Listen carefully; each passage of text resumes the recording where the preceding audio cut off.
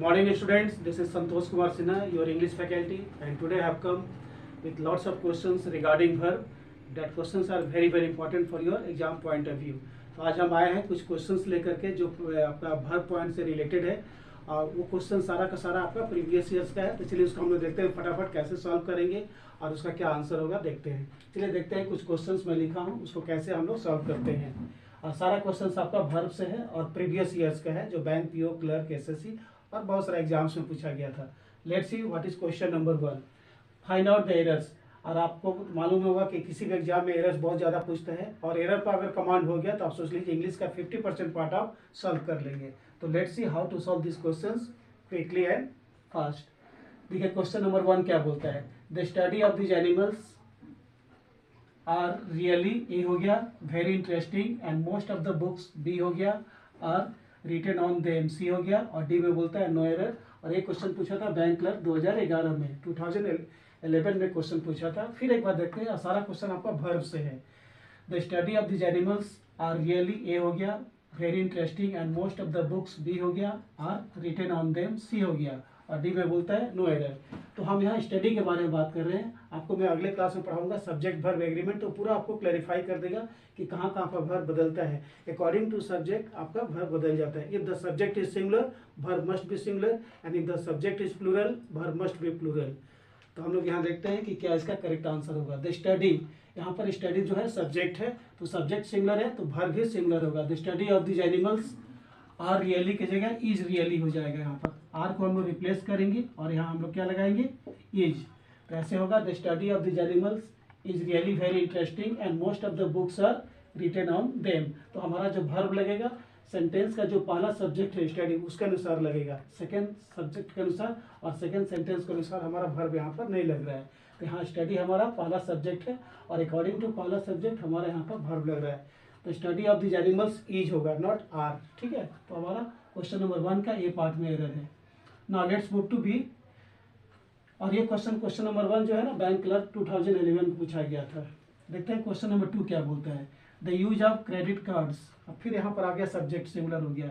The use of credit cards, credit card का use in place of cash have increased rapidly in recent years, और D में बोलता है no error. और ये क्वेश्चन पूछा था बैंक क्लर्क 2011 में। तो यहाँ पर बोलता है the use of credit cards, तो हमारा यहाँ पर बी पार्ट सी पार्ट में एरर है। यहाँ पर हैव की जगह हैज हो जाएगा क्योंकि सब्जेक्ट क्या है, सिंगुलर है। The use of credit cards, अगर होता है the usages of credit cards, अगर यूजेज होता तो वहाँ पर हैव सही होता है, लेकिन यहाँ पर क्या बोला है the use of credit cards, यानी कि कार्ड्स एक है और उसका यूज पूछा है, एक यूज। तो सब्जेक्ट क्या हो जाएगा, सिंगुलर, तो वर्ब भी हो जाएगा singular in place of plural. तो हैव को रिप्लेस करके हम लोग हैज लगाएंगे।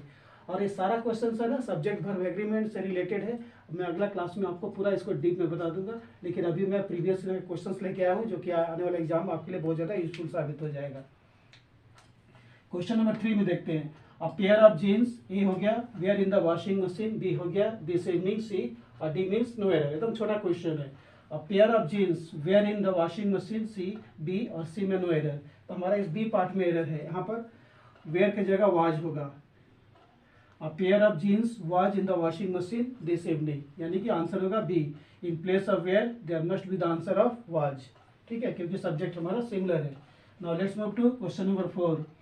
Having studied your report carefully, A हो गया, I am fully convinced, B हो गया, that your health is quite okay and there is no problem at all, C, और डी मीन्स नो एरर। फिर एक बार देखते हैं। Having studied your report carefully, A, I am fully convinced, B हो गया, that your health is quite okay and there is no problem at all, C, और D means no error. और ये क्वेश्चन पूछा था एसबीआई पीओ 2011 में। तो हमारा आंसर क्या होगा, नो एरर होगा, यानी कि हमारा आंसर बिल्कुल करेक्ट है। देखते हैं कि हमारा क्वेश्चन नंबर 5 क्या बोलता है अगले। चलिए हम लोग देखते हैं कि हमारा अगला क्वेश्चन वर्ब से रिलेटेड क्या है और उसको कैसे हम लोग फटाफट सॉल्व करेंगे without wasting our time. Let's see what are the questions written on the board. देखिए क्वेश्चन नंबर 5 में क्या बोलता है। Either the manager A or the assistants of his bank is trying, B हो गया, तो मिसगाइड द कस्टमर, सी, और D means no error. तो सेंटेंस आपका स्टार्ट है आइदर और नाइदर से। तो जब भी हम लोग ध्यान रखते हैं आइदर और नाइदर तो आइदर और नाइदर के साथ जो सेंटेंस का सेकंड सब्जेक्ट होता है उसके अनुसार हमारा वर्ब काम करता है। और ये जो टॉपिक है सब्जेक्ट वर्ब एग्रीमेंट से है, आप लोग इसको अच्छी तरह से याद रखिएगा। जब भी हम सेंटेंस बनाते हैं आइदर और नाइदर से, तो जो सेंटेंस का सेकंड सब्जेक्ट है उसके अनुसार आपका वर्ब काम करता है। अगर सेंटेंस का सेकंड सब्जेक्ट सिंगुलर है तो वर्ब सिंगुलर होगा, अगर सेंटेंस का सेकंड सब्जेक्ट प्लूरल है तो वर्ब होगा आपका प्लूरल। तो वही चीज़ यहाँ पर है, आइदर द मैनेजर ए हो गया, और सेकंड पार्ट में क्या बोलता है, और द असिस्टेंट में एस लगा है, ऑफिस बैंक इज ट्राइंग, तो असिस्टेंट से मतलब एक से अधिक होगा, तो बी पार्ट में हमारा एरर है, यहाँ पर क्या नहीं होगा, इज, और क्या होगा, आर होगा। ऐसे either the manager or the assistants of his banks और बैंक आर ट्राइंग, मतलब बैंक में एक से अधिक उसके असिस्टेंट्स है, मैनेजर एक है लेकिन उसका जितने भी असिस्टेंट्स है एक से अधिक है, तो हमारा जो वर्ब काम करेगा असिस्टेंट्स के लिए, सेंटेंस का जो सेकंड सब्जेक्ट है वो है असिस्टेंट्स हो गया, और पहला सब्जेक्ट है मैनेजर, तो हमारा वर्ब जो काम कर रहा है असिस्टेंट्स के हिसाब से, तो यहाँ पर इज नहीं होके आर हो जाएगा। Either the manager or the assistants of his bank are trying to misguide the customers, ठीक है। तो हमारा बी पार्ट में एरर है, इज हटा करके आर हम लोग यहाँ पर करेंगे। Now let's see what is question number 6. Every man and every woman of this village. एक चीज जान लीजिएगा कि every, each and every का प्रयोग हमेशा सिंगुलर के लिए होता है। each and every जहाँ भी आता है वो सिंगुलर के लिए काम करता है, तो उसका वर्ब जो भी होगा सिंगुलर ही हो जाएगा। तो every man and woman of this village, A हो गया, have come together, B हो गया, to see the strange child that is quite extraordinary, C, और D में बोलता है no error। तो हम क्या बताया कि एवरी, ईच एंड एवरी का प्रयोग हमेशा सिंगुलर के लिए होता है, और जब सब्जेक्ट आपका सिंगुलर है तो वर्ब ऑटोमेटिक आपका सिंगुलर हो जाएगा। तो प्रत्येक मैन और प्रत्येक वुमेन इस गांव के आए हैं, हैज कम होगा इन प्लेस ऑफ हैव कम, क्योंकि ईच एंड एवरी का प्रयोग हमेशा सिंगुलर के लिए होता है। ऐसे हो जाएगा, every man and every women of this village has come.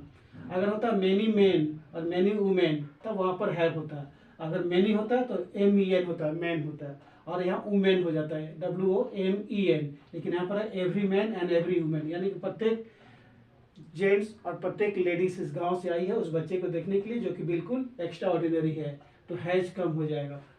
Let's see question number 7. I remember my childhood days, A, when I used to go to the farm, B, with my father early in the morning, C, और D means no error। और ये question पूछा था SBI PO 2003 में, तो हमारा answer क्या होगा, D होगा, एकदम करेक्ट है, क्योंकि यूज टू का प्रयोग हमेशा पास्ट टेंस में किया जाता है कि जब मैं छोटा बच्चा था तो मैं फादर के साथ हमेशा फॉर्म में जाता था, और उस चीज़ को मैं आज भी रिमेंबर करता हूँ, उसको मैं आज भी याद करता हूँ। I remember my childhood days when I used to go to the farm with my father early in the morning, और डी मीन्स नो एरर, और SBI PO 2003 में पूछा था, यानी कि आंसर आपका बिल्कुल नो एरर है। चलिए हम लोग देखते हैं कि हमारा अगला क्वेश्चन वर्ब से रिगार्डिंग क्या क्या पूछता है। हम लोग देखते हैं कि हमारा अगला क्वेश्चन वर्ब से रिगार्डिंग क्या क्या है और उसको कैसे हम लोग सॉल्व करते हैं। और ये भी क्वेश्चन आपका जो है ना सब प्रीवियस ईयर का क्वेश्चन है। अब कुछ क्वेश्चन फ्रेशर है जो कि मैं अपने मन से दिया हूँ, लेकिन बाकी क्वेश्चन आपका प्रीवियस ईयर्स का ही है। तो चलिए देखते हैं हमारा क्वेश्चन नंबर 8 क्या बोलता है। Let's see what is question number 8। You can learn a, सीधा पकड़ में आ गया कि यहाँ पर ए पार्ट में एरर है, क्योंकि मॉडल वर्ब से स्टार्ट हो रहा है और प्रेजेंट टेंस में है और लर्न पास्ट टेंस हो गया, तो यहाँ पर ए पार्ट में एरर है। तो यू कैन लर्न होगा, not learn. You can learn swimming very easily if you have a little patience। तो हमारा ए पार्ट में एरर है, लर्न नहीं होगा क्योंकि हमारा मॉडल वर्ब से है और ये प्रेजेंट टेंस में है, तो क्या हो जाएगा, you can learn swimming very easily if you have a little patience about it. Number 9 पे क्या बोलता है, the committee have made, A हो गया, significant changes in the rules, B हो गया, which will certainly help the villagers, C, और D means no error. और ये क्वेश्चन भी हमारा OBC बैंक में पूछा था क्लर्क के एग्जाम में 2009 में। OBC क्लर्क का जो एग्जाम हुआ था 2009, उसमें एक क्वेश्चन पूछा था। चलिए इसको दोबारा हम लोग पढ़ लेते हैं क्या बोलता है ध्यान से। द कमिटी हैव मेड, यहाँ भी पकड़ में आ गया, यहाँ सब्जेक्ट क्या है, कमिटी, और सब्जेक्ट क्या है, singular. So if the subject is singular verb must be singular, and if the subject is plural verb must be singular. इस चीज को आप ध्यान में रखिएगा। यहाँ कमिटी सब्जेक्ट है जो कि सिंगुलर है, इसलिए ए पार्ट में एरर है, तो यहाँ हैव नहीं होके हैज हो जाएगा। The committee has made significant changes in the rules which will certainly help the villagers. So our answer is A. There must not be have, there will be has in place of have. Now let's see what is question number 10। और ये question SBI PO में पूछा था 2008 में, मतलब सारा previous year का question है, कुछ क्वेश्चन को छोड़ करके, और जितना आप प्रीवियस ईयर क्वेश्चन प्रैक्टिस करेंगे you will be highly benefited। Let's see। A group of youngsters, A, has lent financial assistance to the flood affected people of this village, सी और डी मीन्स नो एरर। फिर एक बार देखते हैं, a group of youngsters A has lent financial assistance B. तो क्या बोलता है, अ ग्रुप ऑफ यंगस्टर्स, अब ग्रुप के बारे में बात किया गया है। तो ग्रुप हमेशा देखिएगा कि ये कलेक्टिव नाउन हमेशा सिंगुलर को इंडिकेट करता है। If the noun is related with collective noun there must be singular verb. हमेशा कलेक्टिव नाउन में याद रखिएगा, जो भी ग्रुप में होता है वो हमेशा कलेक्टिव नाउन हमेशा सिंगुलर वर्ब को फॉलो करता है। जैसे group of youngsters, group of foreigners, team of players, gang of robbers, ये सारा का सारा कलेक्टिव नाउन है और इनको फॉलो करने के लिए हम लोग सिंगुलर वर्ब का प्रयोग करते हैं। ऐसा नहीं कि अब ग्रुप ऑफ फॉरेनर्स है तो हम यहाँ पर हैव लगा देंगे, हैज होगा। तो कलेक्टिव नाउन हमेशा सिंगुलर वर्ब को फॉलो करता है। The class is going on, यानी कि क्लास सिंगुलर है और उसमें बहुत सारे बच्चे बैठे हैं, तो क्लास हो गया सिंगुलर, इसलिए उसमें क्लास इज गोइंग ऑन हम बोलेंगे। उसी तरह से the gang of robbers is coming, ऐसा नहीं कि the gang of robbers are coming, robbers एक से अधिक हो सकते हैं लेकिन उनका गैंग एक ही है, इसलिए गैंग को देख के हम वहाँ पर सब्जेक्ट सिंगुलर है तो सब हमारा वर्ब भी सिंगुलर हो जाएगा। तो अ ग्रुप ऑफ यंगस्टर्स, यानी कि एक ग्रुप है उसमें बहुत सारे यंगस्टर्स हैं, ठीक है। Has lent financial assistance B हो गया, करेक्ट है। To the flood affected people of this village C हो गया, और डी मीन्स नो एरर। और एक क्वेश्चन SBI PO 2008 में पूछा था, तो ये क्वेश्चन हमारा क्या है, 8 होगा, यानी कि क्वेश्चन नंबर डी, यानी कि डी में हम जाएंगे क्योंकि हमारा क्वेश्चन बिल्कुल फ्री है, एकदम एरर फ्री है। एक बार और ध्यान रखिएगा कि जितने भी कलेक्टिव नाउन से सेंटेंस बनता है उसका जो वर्ब होता है वो हमेशा सिंगुलर होता है। जैसे मैं आपको बताया, flock of sheep, gang of robbers, team of players, team of doctors is arriving, ऐसा नहीं कि the team of doctors are arriving, error हो जाएगा। हमेशा कलेक्टिव नाउन हमेशा सिंगुलर वर्ब को फॉलो करता है, इसको माइंड में रखिएगा। और इससे क्वेश्चन अक्सर एग्जाम में आता है, दे देगा the number of foreigners are increasing in this city, error हो जाएगा। The number of foreigners, foreigner में एस लगेगा लेकिन हम यहाँ नंबर के बारे में बात कर रहे हैं, तो सब्जेक्ट क्या है, नंबर, इसलिए वर्ब हो जाएगा is. The number of foreigners is increasing in this city, day by day होगा। तो कलेक्टिव नाउन हमेशा सिंगुलर वर्ब को फॉलो करता है और इसको ध्यान में रखिएगा। इसको ध्यान में रखते हुए क्वेश्चन को सेट किया गया था। तो क्वेश्चन नंबर 10 हमारा एकदम बिल्कुल एरर फ्री है और ये क्वेश्चन SBI PO 2008 पे पूछा था। तो ये सब कुछ क्वेश्चन था। अगले क्लास में मैं आपको फिर बहुत सारा प्रीवियस क्वेश्चन करा दूंगा। Till then thanks. चलिए हम लोग देखते हैं कि हमारा अगला क्वेश्चन वर्ब से रिगार्डिंग क्या क्या है और उसको कैसे हम लोग फटाफट अटेम्प्ट करते हैं। Let's see what is question number 11, देखते हैं क्या है। और ये भी SSC ग्रेजुएट में पूछा था, 2012 PT में पूछा था, SSC CGL में 2012 PT में पूछा था क्वेश्चन। ये देखते हैं ध्यान से क्या बोलता है। He did not succeed, A हो गया, to get the job B, though he tried his level best C, और डी मीन्स नो एरर।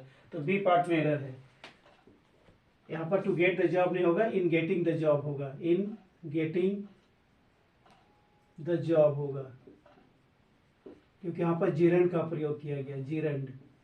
यहाँ पर to get the job, to get नहीं होगा, इन गेटिंग द जॉब होगा, इन getting the job. As he did not succeed in getting the job though he tried his level best, यानी कि खूब मेहनत किया था फिर भी उसको जॉब नहीं मिला। और SSC CGL लेवल 2012 PT में पूछा था ये क्वेश्चन। चलिए हम लोग आगे बढ़ते हैं, देखते हैं क्या बोलता है।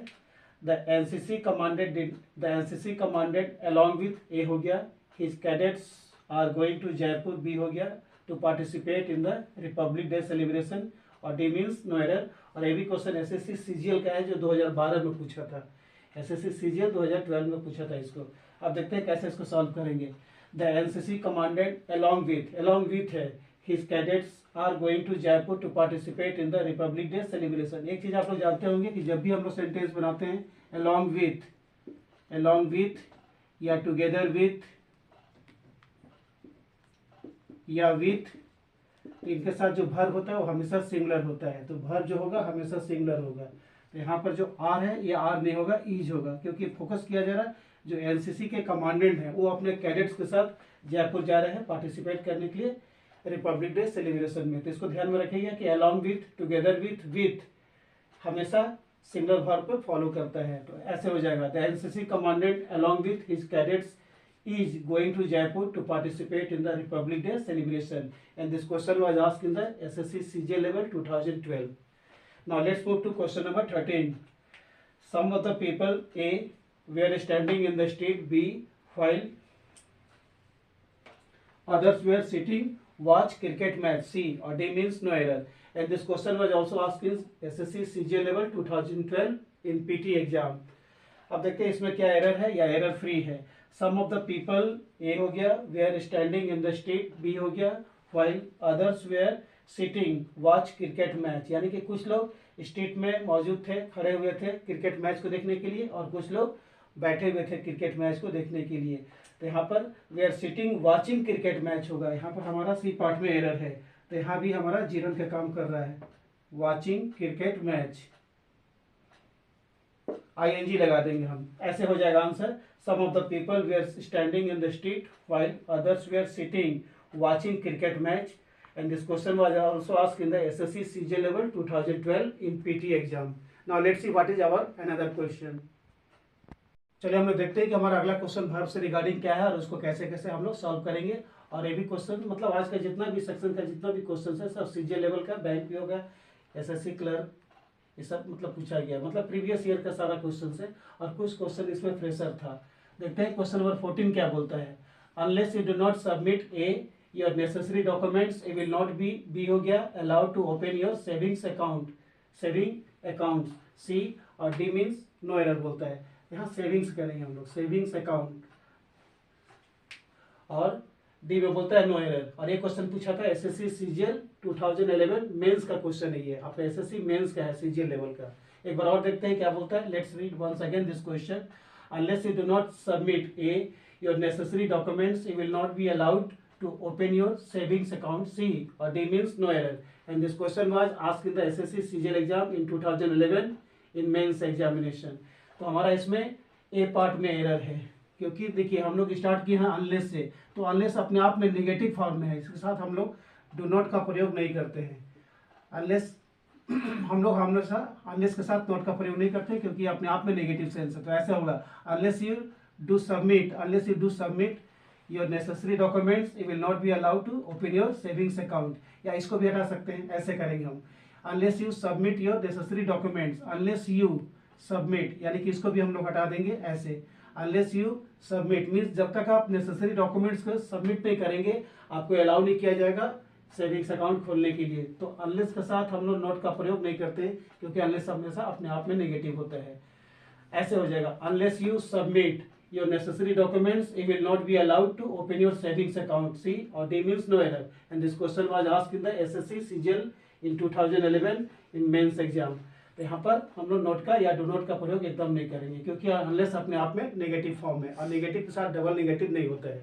Now let's move to question number 15। The students could not understand A भी पास्ट टेंस में और मॉडल वर्ब से है। कैन का पास्ट टेंस क्या होता है, कुड होता है। Why the teachers were angry with them, B हो गया। Regarding the incident occurred in the classroom, C or D means no error. And this question was also asked in the SSC CGL in 2011 and this was also asked in the mains examination in SSC CGL level. Now let's see what is the nature of the question, and if the question is correct there must be tick at D and if it is wrong there must be either at A, B or C. देखते हैं क्या बोलता है। The students could not understand, ये past में जा रहा है, can का opposite could होता है, तो बच्चे लोग या विद्यार्थी लोग समझ नहीं पाए थे। Why the teachers were angry with them, क्योंकि उनसे बच्चे या टीचर बच्चे से क्यों एंग्री थे। Regarding the incident occur in the classroom, जो क्लासरूम में इंसिडेंट हुआ था उससे टीचर बच्चों से क्यों एंग्री थी, ये बच्चे लोग नहीं समझ पाए।